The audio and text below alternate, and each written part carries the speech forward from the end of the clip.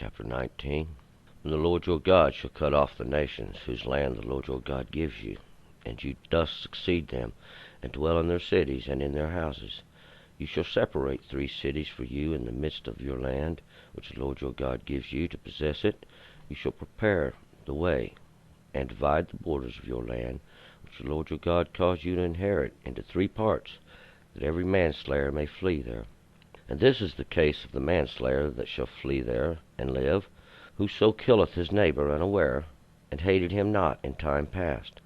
And as when a man goeth into the forest with his neighbor to hew wood, and his hand fetcheth a stroke with the axe to cut down the tree, and the head slippeth from the helve, and lighteth upon his neighbor, that he die, he shall flee unto one of these cities and live, lest the avenger of blood pursue the manslayer while his heart is hot, and overtake him, because the way is long, and smite him mortally, whereas he was not deserving of death, inasmuch as he hated him not in time past.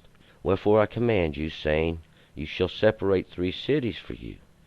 And if the Lord your God enlarge your border, as he has sworn unto your fathers, and give you all the land which he promised to give unto your fathers, if you shall keep all his commandment to do it, which I command you this day, to love the Lord your God, and to walk ever in his ways, then shall you add 3 cities more for you beside these 3, that innocent blood be not shed in the midst of you, your land, which the Lord your God gives you for an inheritance, and so blood be upon you. But if any man hate his neighbor, and lie in wait for him, and rise up against him, and smite him mortally that he die, and he flee into one of these cities, then the elders of his city shall send and fetch him from there, and deliver him into the hand of the avenger of blood, that he may die. Thine eye shall not pity him, but you shall put away the blood of the innocent from Israel, that it may go well with you. You shall not remove your neighbor's landmark, which they of old time have set, in your inheritance which you shall inherit, in the land that the Lord your God gives you to possess it. 1 witness shall not rise up against a man for an iniquity, or for any sin, in any sin that he sins. At the mouth of 2 witnesses, or at the mouth of 3 witnesses, shall a matter be established. If an unrighteous witness rise up against any man to bear perverted witness against him, then both the men between whom the controversy is shall stand before the Lord, before the priest, and the judges that shall be in those days, and the judges shall inquire diligently. And behold, if the witness be false witness, and hath testified falsely against his brother, then shall you do unto him as he had proposed to do unto his brother. So shall you put away the evil from the midst of you.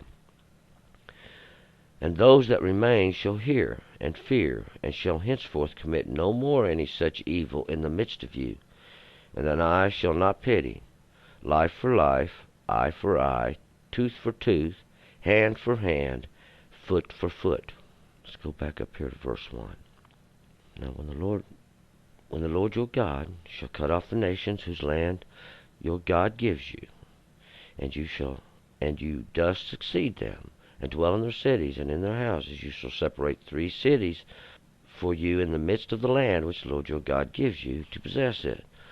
Now, we went through this in an earlier chapter. Remember, Moses separated 3 cities out on the east side of the Jordan, 3 cities for the 3 tribes that was on the east side of the Jordan. Now we're talking about separating 3 cities on the other side of the Jordan when they go in to possess this land. See? You shall prepare the way and divide your borders of the land which the Lord God causes you to inherit, verse 3, into 3 parts, that every manslayer may flee.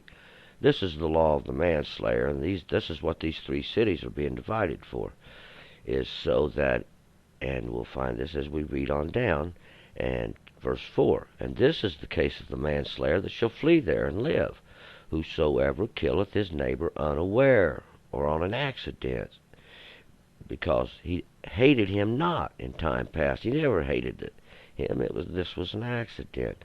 And we'll find this out in verse 5. It gives us as an example of it.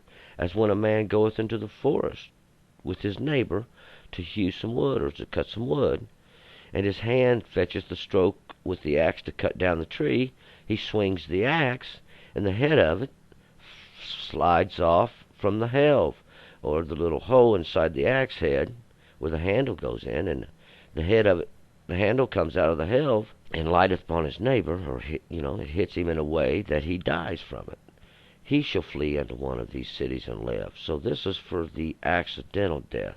Lest, verse 6, the avenger of the blood pursue this manslayer while his heart is still hot and overtake him. And this would probably be the brother or the next of kin to whoever just got killed by the axe head flying off. This make them mad, and they would chase after this guy thinking it was on a purpose. He murdered him. And this is why we set these 3 cities aside, so that the manslayer can flee unto one of these cities and there have refuge from this accidental death. Verse 7, wherefore I command you, saying, you shall separate 3 cities for you. And this is a commandment. God is commanding the children of Israel that they separate these 3 cities. So they already have 3 cities on the east side of the Jordan. He's saying you will separate 3 more cities when you cross over. Verse 8, and the Lord your God shall enlarge your border as he hath sworn unto your fathers, and give you all the land which he promised to give unto your fathers. Verse 9, if you shall keep all this commandment to do it, which I command you this day, to love the Lord your God, and to walk ever in his ways, then you shall add 3 cities more for you beside these 3. And what he's saying here, if you keep the commandments of God, and you do what God says, and you walk after God, and you learn of God's ways, God's going to enlarge your border even more than this, and you will add even 3 more cities, besides the 3 on the east side of Jordan, and the 3 that I command you in the land you're going in. You will add even 3 more cities to this, if you do what I say, and I bless you and enlarge your borders. Verse 10, that innocent blood be not shed in the midst of your land, which the Lord your God gives you for inheritance, and so blood be upon you. And why? Because if the innocent blood is shed and nobody does nothing, then there's a crime. See, and the crime wasn't committed when the axe head slid off the axe and hit and killed his neighbor. The crime would have been committed when the avenger caught up with him and slayed him, and him not deserving to die. But, verse 11, but if any man hates his neighbor, and he lies in wait for him, and he rises up against him, and he smites him mortally that he dies, and he flees into one of these cities, then the elders of his city shall send and fetch him from there, and deliver him to the hand of the avenger of blood, that he may die. We find here that, see, this ain't for somebody who's committed murder. Remember, you was commanded, thou shalt not commit murder. You shall not commit any murder. And this is what murder is, lying in wait out of hatred for your neighbor. He lied in wait for him, and he mortally wounded him, and he died. Then he run to one of these cities. What the elders do, they brought him out there. Obviously, he went there. They've explained the case, the situation. The avengers chased him there. They've explained the situation. See, now he's fell under the judgment, and they'll decide what to do. And if he's guilty of murder, they'll send him out to the avenger, and the avenger will slay him. 13's telling us, thine eye shall not pity him, but you shall put away the blood of the innocent from Israel, that it may go well with you. God's teaching us here that we have to have justice. Right's right, wrong's wrong. It's a very simple thing. You shall not have pity, you shall have justice. Verse 14, you shall not remove your neighbor's landmark, which they of old time have set, in your inheritance, which you shall inherit, in the land that the Lord your God gives you to possess it. In other words, you don't go out and pick up the landmark or the stake that's placed there to separate your land from your neighbor's land. This would be a violation of the commandments, just like the murder is a violation of the commandments. See, you're actually bearing a false witness against your neighbor. You've coveted your neighbor. You've wanted his land. you've took up the stake and moved it over to take up part of your neighbor's land. See, you're out of covetousness. And then that's also a matter of stealing. You've bared false witness. You're lying to your neighbor, saying, "Well, this is where the landmark goes." See, you're breaking the law. Verse 15, one witness shall not rise up against a man for any iniquity or for any sin, in any sin that he sins. At the mouth of 2 witnesses or at the mouth of 3 witnesses shall a matter be established. We'll find this written right in our Constitution of the United States of America, see. It takes 2 witnesses. Nowadays, the person can just call in on the phone and make a complaint. Next thing you know, 20 police officers are showing up at your door. This ain't the way things are supposed to be done. There's no justice in this. One person can call out of spite and out of hatred. See, but with 2 witnesses, this is less likely the case, and with 3, the matter's established. And that's what the Lord's trying to teach us here. When one person can easily bear false witness against his neighbor and nobody can prove it. But 2, see, and the sin has to get bigger. 16, if any unrighteous witness